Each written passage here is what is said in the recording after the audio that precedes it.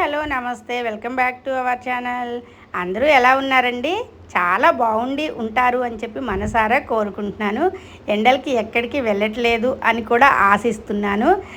ఇంకా ఈ వీడియో వచ్చేసి అయితే ఒక్క ప్రకృతికి సంబంధించిన వీడియో అండి.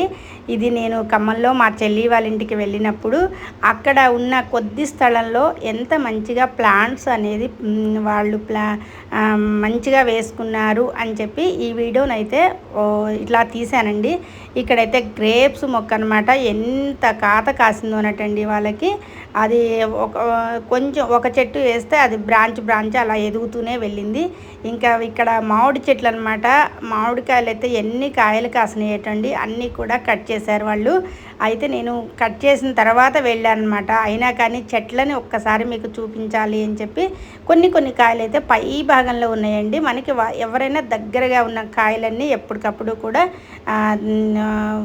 హార్వెస్ట్ అనేది చేస్తూ ఉంటారు కదండి, వీళ్ళు కూడా అలా అనమాట.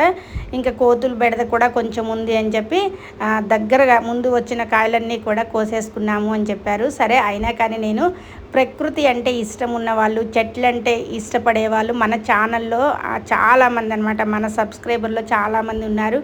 అందరూ కూడా ఈ కొంచెం గార్డెన్ చూసి మనం కూడా గార్డెన్ పెంచుకోవాలని చెప్పి ఇన్స్పైర్ అవుతారు అని చెప్పి ఈ చిన్న వీడియో అయితే నాకు నచ్చి మీకు కూడా పోస్ట్ చేస్తున్నానండి.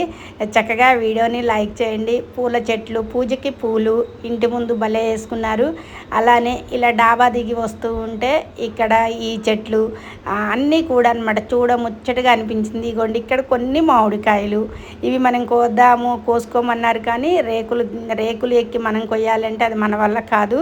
అందుకోసం వద్దు, చూస్తూ ఆస్వాదించాలి అనేది నా కాన్సెప్ట్ అనమాట.